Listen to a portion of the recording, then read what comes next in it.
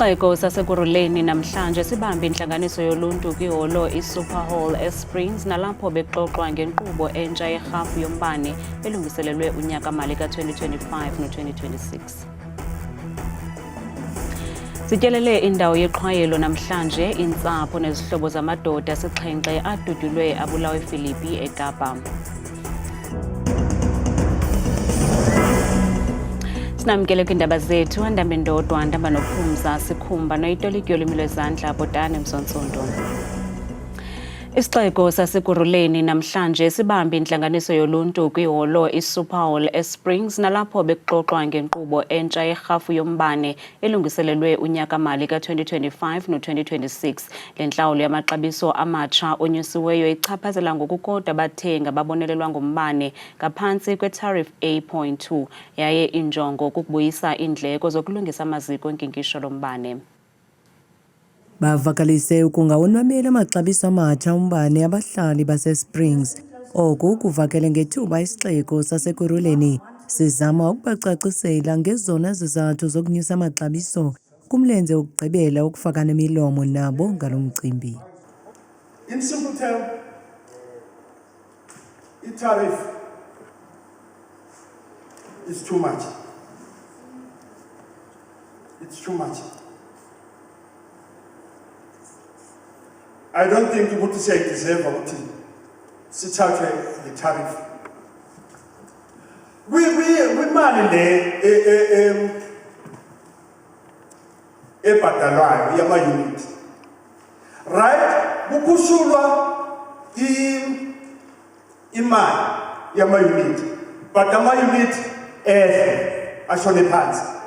Isixeko sikwaphendule ngelithi ukwenza ngolu hlobo kukuthintela iingxaki ezibangela ukusindwa kombane, nto leyo edala umthwalo kwizixhobo eziwunkinkishayo. Street lights, service connection. So the cost and revenue must balance to avoid the system collapse. So this is cost recovery. Cost recovery, we're talking about subsidies, tariff including cross subsidy, and the cost of distribution. It's been driven by these assets, the one we were talking about on the previous slides: asset depreciation, return to assets, operation cost, regulatory assets.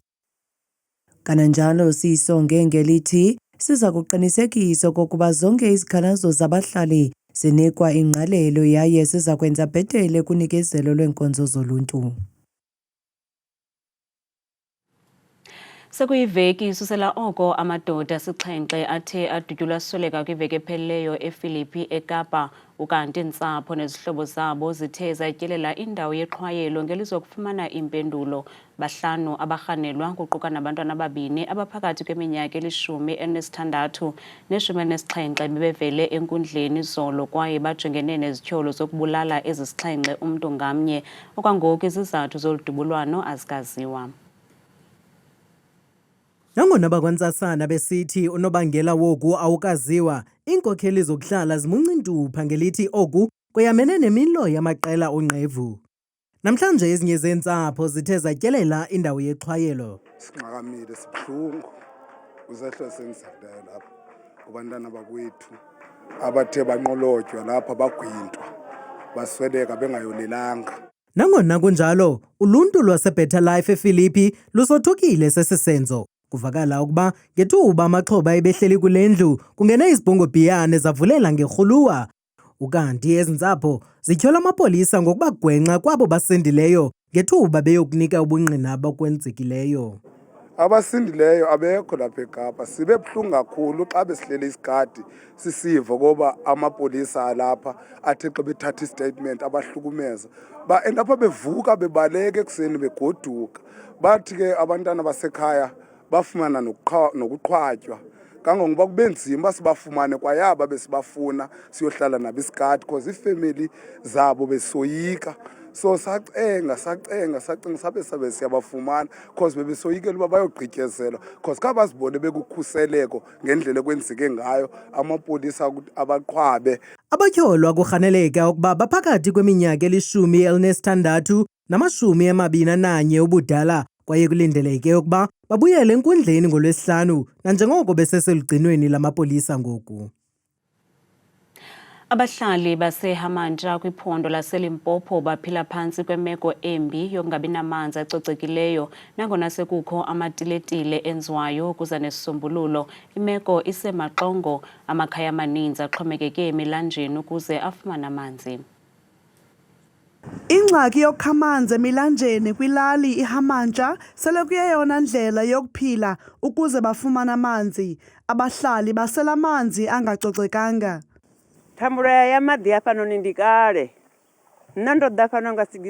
Ingxaki yamanzi kudala sijongene nayo. Ndaqala ukuhlala apha ngo-1965. Zange saba nawo amanzi. Saye sagqiba kwelokuba sibe nentlanganiso singabahlali. Ngelizama ukulungisa le ngxaki. Sakhupha imali ukuze sithenge oopipe ukuze sifumane amanzi entabeni. Ingxaki kukude ke kwaye kufuneka uqhube ikiriva xa ufuna amanzi. Ngoba ke ukuba awuyiqhubi uzosela ntoni? Aba bahlali baxhalabile kuba impilo zabo azikhuselekanga kwaphela. Asazi noba akhuselekile nala manzi kuba sisela needonki apha kwaye kufuneka sihambe umgama omde ukuze sifumane amanzi. Inkokheli yasekuhlaleni ithi le ngxaki yamanzi ibasokolisa kakhulu, ingakumbi kwikliniki yasekuhlaleni.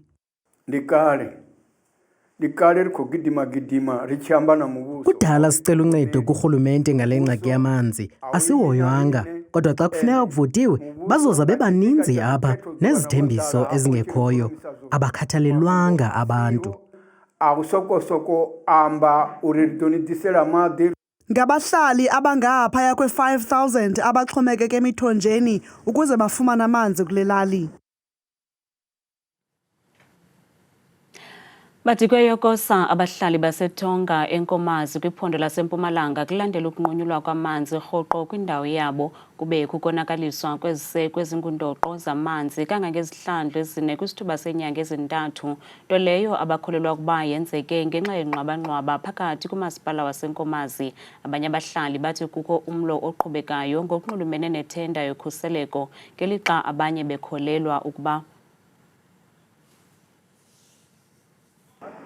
Lo mlambo sele ingowona mthombo wamanzi kubahlali abaninzi kule ngingqi yaseTonga nesele bephile ngaphandle kwamanzi acocekileyo isithuba esingangeveki ezintathu kuzakuthi ga ngoku. Abahlali bathi lo mlambo unobungozi kuba sele kuxelwe iziganeko eziliqela zokurhaxwa kwabantu kwaye kwalikhaya loxam. Abahlali bathi le ngxaki ibangela lolwabiwo lwethenda. Mandivele solokude sivile kona kusibasa tophuma kodwa nje bathaphuma letindzawo letinyawo aphume mina njengami nje kami ngisengawaboni. Ngikhalisako lana basibona lapha kuyabreakwa but kule security lapha elo iPalasite is tight akukaphulwa skhiya akuphulwa lutho but kutholakala basitshela ngamakebula always uyabona basitshela ngamakebula kodwa ngama-election akulahleki kebula. I don't know why. Uthi siyalimala indaba yemati labantu babangamsebenzi mathenda mati lento leyo bayayathi scam abasilungisele manje sibe right. Umasipala uthi akanakuziqinisekisa okanye aziphike ezi zityholo kodwa ngoku le meko ibonakala njengesisenzo solwaphulo-mthetho. We are pleading with the communities to assist us in terms of securing security measures. But now what we have done, we've upgraded, we'll be upgrading the security system in terms of the modernized system. I cannot share the finer details because I'll be exposing ourselves. But from now going forward, the place will be quite safe and we'll be ensuring that the infrastructure is well protected. Omalale uthi zininzi nezinye iilali ezithe zachatshazelwa yile ngxaki, nto leyo enyanzelisa ukuba umasipala achithe izigidi zeerandi ukulungisa le ngxaki. Onke amehlo athe ntsho eSunbet Arena eTimes Square ePitoli ngokuhlwanje nanjengoko kuza kube kusingathwe umsitho kaMiss South Africa walo nyaka. Inzwakazi zakuthi iphumelele ngokuhlwanje iza kungena endaweni kaMia Leroux nonguye bephumelele kumsitho odlulileyo. Kanti ke ngoku siqhagamshelana nentatheli yethu umongezi Ntsebezo noza kusithungela injobe ebandla asichazele ngobumbejembeje balo msitho. Mongezi, masikwamkele, khawusichazele kwenzeka ntoni apho kwaye unjani umoya phambi ngalo msitho ka Miss South Africa. Manibulise Lisa nakuwe nakubabukeli. Yabona I'm sure uyabona nendlela enimhle ngayo namhlanje nalapho sizo celebrate inzwakazi zoMzantsi Afrika. Na njengoku sazi bangaba namhlanje sizobe sibeka esicocweni lowo zotaphumelela iwonga loba nguMiss South Africa, and of course Lisa ndizozama wena uthethe isiXhosa namhlanje.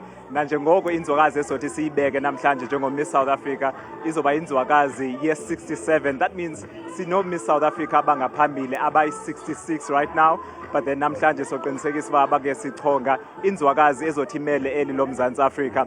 And ke Lisa ukukrobisa nje kwi-fashion ekhona namhlanje uba mhlambe ukhona pha kumakhasi zonxibelelwano efana no-TikTok ndijoyinwa pha lolunye lolungu olunye usapho oluthandwa kakhulu pha ku-TikTok nalapho ke right now I'm joined by the City Makoti. City Makoti, look at you. Molo, enjoy. Uyathetha namhlanje. Ewe, kancinci. So I'm going to put you on the spot. What inspired, because I believe that you went to Kosinkosi, right? What inspired this today's look?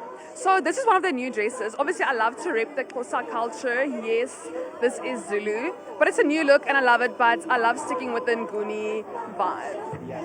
And we have to match. Ndiyabona ba utata kaSihle uyazifaka naye kule conversation esinayo. Uphi umntana wethu? Ekaya with my Oma. I like to say my Oma because your mother is Makulu and my mom is Oma. Okay, Lisa na njengonjilo ba apha ndijoyine phaya ngeba the Dambuzas and ke umuntu ozophinde ndithethe naye ngoku nguSihle Dambuza nongumyeni kaCity Makoti. But Sihle uziva njani namhlanje? Hayi ndiyavuya siyaqala uba khona kodwa singaphakathi uyabona Moses outfit. Hayi uyifumene njalo invitation? I don't know if siyakwazi uthetha ngalonto I had to sign an NDA. Inoba mhlambi kungumakoti okufumana le invitation. Masikhabe sitsho. Masibulele. Lisa na njengokuba uvile ke apho ke it's the Dambuzas ebesithetha nabo kusuku lwanamhlanje nalapho soqhubeka sikuphathele abanye kosaziwayo abakhona kusuku lwanamhlanje ukanti ngaphambili bengena ncokola nalowo ongudade wabo kaHomba Mazaleni lapho naye othe wangomnye wabangenele ukhuphiswano luka Miss South Africa nalapho apha kwi top 9.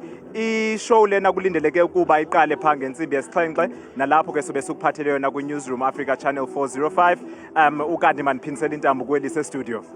Sibambe ngazo zibini kwintatheli yethu uMongezi Ntsebezo. Namhlanje bekusingathwe umnyhadala ukudekwa kwetafile Shisanyama Festival eThekwini. Enye yenjongo zale ndibano kukubonakalisa ukutya kwaselokishini kweli xesha lokuphucuka kwezinto ingakumbi ezo zisiwa phantsi kwempumlo ngaxeshanye kwajolise ekuphuhliseni uhlumo loqoqosho nanjengoko kuvuleka namathuba emisebenzi.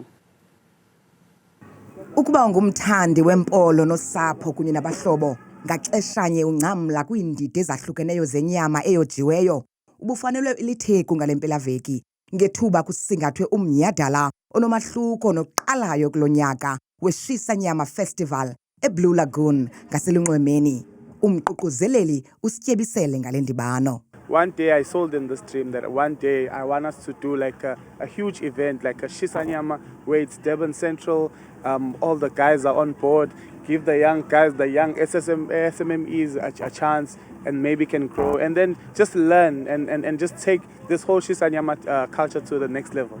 So I'm just happy. Eyona nto inikisa umdlana ngakumbi ngale ndibano kukudibana koosomashishini abohlukeneyo baselokishini bedibana ngamxhelomnye ugqamisa nokuzingca ngokutya kwasekasi. Different Shisanyamas, it's exciting. Udlala ufuna ukudla khona wherever you know we just want to build that culture and then I mean this thing is going to grow. I can just see it, I can just feel it. This thing is going to grow. Abo bafumene icham lokuzivela nabo bahlomle ngemincili benjenje. So nje ngilana with my friends and nje abantu babona nje sithe njengama 1k ke nkosiyami asize sizoyichilela because we're working hard yabo so ama event njengala lawo awavamile ukuthi afike so if efikile so we grab opportunities athi sihambeni so vibe asidla inyama and sipholeleke nawe uyalibona ulwandle seThekwini la. Le ndibano ibiqhuba okokuqala kulonyaka ngenjongo ke yokuba isingathwe minyaka le.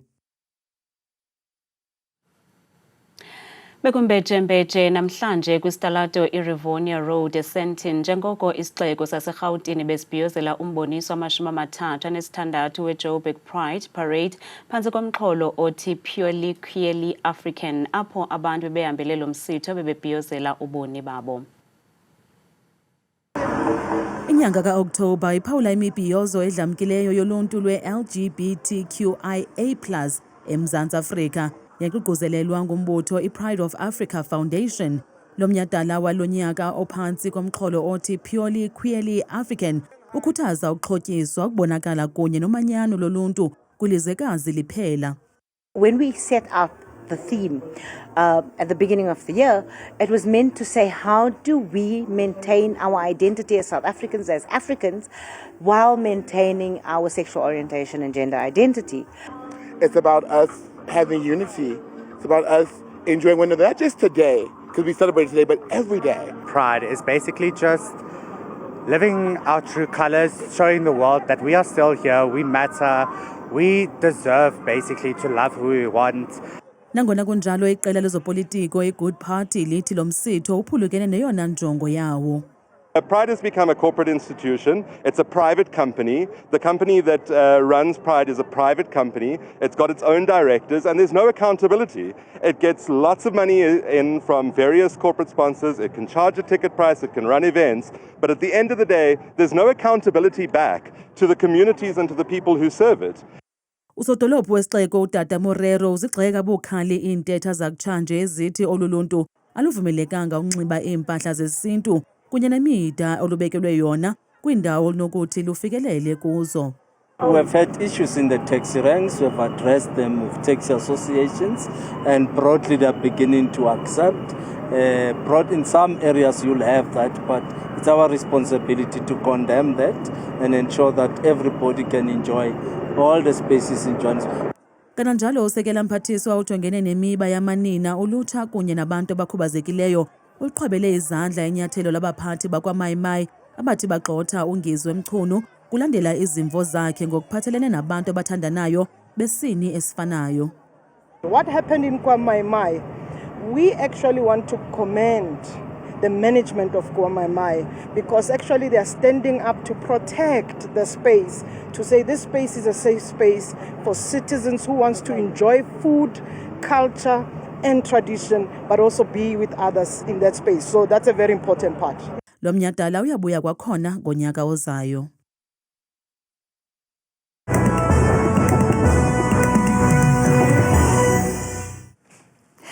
Kakhulu ke mamqwathi nomamzangwa ezindabeni ndiyakubulisa mbukele ekhaya ndikwamkele kaloku edesikeni yam yemozulu mna ke ngegama ndikuthabile inzwakazi yasebathenjini mvanje bethuna nansi imozulu leyo ke mbukele ekhaya siyesivule kaloku siphawuleni iziganeko kuMzantsi Afrika ngomso kusukela ekuseni emva kwemini napha ngorhatya futhi kucwenge kamnandi ke kumbindi ndawo ezifana pha koPriska ngexesha lasekuseni pha ngo-11 degrees bahambe ke nosuku lwabo ngosibukele ekhaya baluvale futhi belusonga ngalamashumi amabini nje akhatshwa sisine kanti ke ngokubanzi amaqondo wakho phansi naphezulu ngelokuqala bethi niphondo kuphakalo ke phondweni lasempuma koloni kaMandla Mzontsuni kwindawo ezizinze pha kumazantsi nentshona elaphondo korhafu pha ekuseni futhi bavusa zezomvula zithe xhaxhe yonke lantsasa no-8 degrees okhatshwa yingqele kanti ke ngokubanzi kukhona bethi ephondweni laseFreystata nelizinze kumbindi apha eMzantsi Afrika mpela ke kumazantsi walo futhi kwincam pha koBloemfontein ekuseni futhi zimvula ngumoya nendudumo ngo-15 degrees ekuseni kanti ngokubanzi kwakhona baphila kanje ephondweni lasentshona koloni kaMandla Mzontsuni phake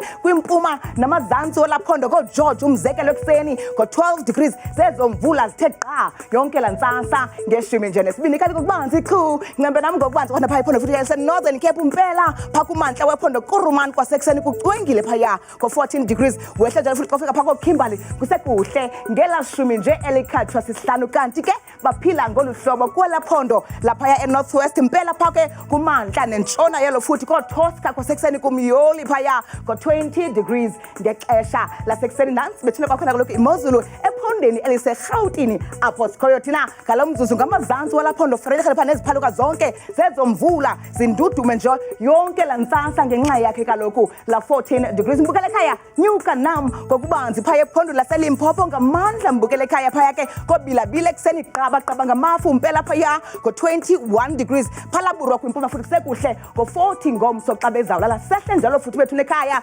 ngokubanzi ephondweni elisempumalanga ngamadla phaa kwintshona namazantsi welaphondo standarton kwasekuseni futhi kuyanetha kuyaduduma kufuneka amande phake ngamashumi amathathu nje azakhatshwe sisibini bukele ekhaya mvuba kaloyo nami ke ndiyivale ndiyisonge imozulu phaya ke kwazulu natal impela ke kumantla welaphondo phongole ekuseni futhi inkwankca phaya nemvula ngo-15 degrees napha ko-Richards Bay ekuseni ngo-20 degrees mna ndikuthanda kanga ajali myoli